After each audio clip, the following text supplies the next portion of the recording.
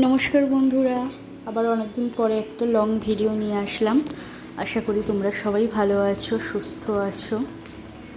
তো আজকে রবিবার, অনেকদিন ভাবলাম যে রবিবার শ্যুট করা হয়নি, তাই আজকে একটা রবিবারের একটা ভিডিও বানাই। তো সকালে উঠে প্রথমেই আমার জন্য একটু চা করে নিচ্ছি। অনেক দিন পর সকালে আজকে একটু চা খাবো। চা সকালে সেরকমভাবে শরীর খারাপের পর থেকে খাই না, একটু বেলা করেই খাই। আর এখানে অনেকটা দুধ ছিল আজকে, তো দুধগুলো কাটিয়ে ছানা করে রেখে দিচ্ছি, তারপরে যা হয় হবে। আর মেয়ের জন্য ডিম ভেজে দিচ্ছি একটু। কালকে একটু বেঁচে যাওয়া ভাত ছিল, সেটাকেই জল দিয়ে রেখে দিয়েছিলাম পান্তা।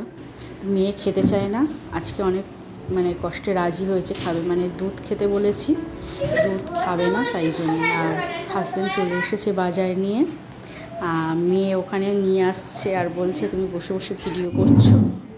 তো আমি একটু এখানে বসে ভিডিও করছি, আর ওদিকে খাবার নিয়ে এসেছে। আজকে ভাবলাম একটু ধোকলা খাই, ধোকলাটা বেশ খেতে ভালো লাগে। ধোকলাটাকে শুধু শুধু খেতেই আমার ভালো লাগে, আর এর সঙ্গে যে কাঁচা লঙ্কাটা দেয় না, কাঁচা লঙ্কাটা দিয়ে বেশ ভালোই লাগে খেতে। আজকে এখানে ভাত বসিয়েছি গামলি করে, আর এমন চাল নিয়ে এসেছে, এবারে জানি না সেই এত ফ্যান গাঢ় হয়ে যায় না, যতই তাড়াতাড়ি নামাবার চেষ্টা করি সে ফ্যানগুলো পুরো জ্বলে যায়। আজকে ওই জন্য গামলিতে বসিয়েছি, ঝুড়িতে ঢেলে নেবো। আর একেবারে এত বাজার করে নিয়ে এসেছে, বেলাও হয়ে গেছে। তারপরে রবিবার করে ওই জন্য অনেক বেলা হয়, ভালোও লাগে না। সমস্ত বাজার করে নিয়ে আসার পরে তারপর আমাকে রান্না বসাতে হয়।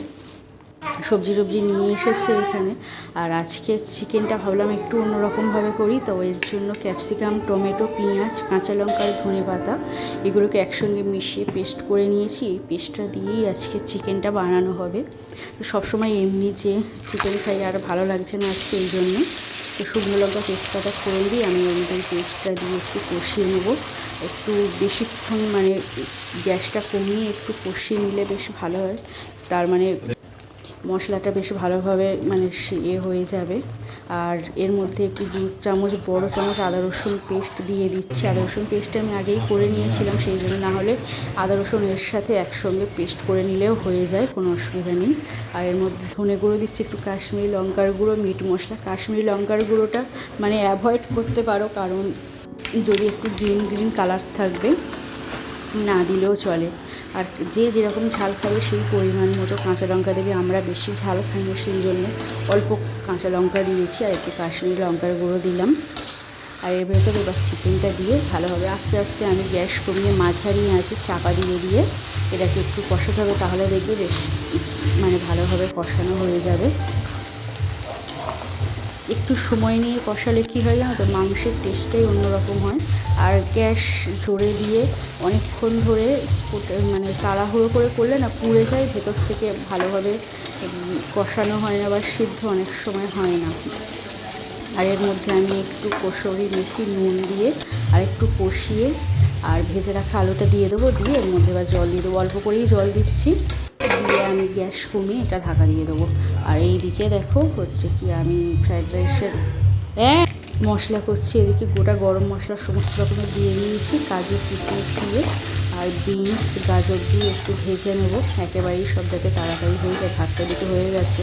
আর আজকে ভেবেছি এর মধ্যে আর ভাতটাকে দেবো না, এগুলো ভাজা হয়ে গেলে ভাতের সঙ্গে অল্প অল্প মিশিয়ে নেবো। একটু নুন দিয়েছি, আর ওর মধ্যে জাগরি পাউডার দিয়েছি, মিষ্টি চিনির বদলে দিয়ে, আর একটু কষিয়ে নিয়ে সবশেষে একটু গোলাপ জল, এর মধ্যে একটু কেওড়া জল দেবো। আর একটু শেষে এটা বেশ ভাজা ভাজা মতো একটু সিদ্ধ হয়ে আসলে এর মধ্যে একটু অল্প কয়েক ফোঁটা মিঠা আতর দিলেই হয়ে যাবে। দিয়ে এবার এটাকে ভাতের সঙ্গে জাস্ট মিশিয়ে নেবো। তো এবারে ভাতটা তো, ফ্রাইড রাইসটা খুবই সুন্দর হয়েছে, আমরা তো খেয়েছি, সেই জন্যই বলছি। একদম পুরো ভাতও বেশ ভালোই ঝুড়ো ঝুড়ো আছে। আর তার সাথে আমাদের এই স্যালাড নিয়ে চলে এসেছি। আর এই হচ্ছে আমাদের চিকেন। দেখেই বুঝতে পারছো যে কতটা টেম্পটিং লাগছে। তো আজ এই পর্যন্তই, টাটা বাই বাই, দেখা হচ্ছে আবার পরের ভিডিওতে।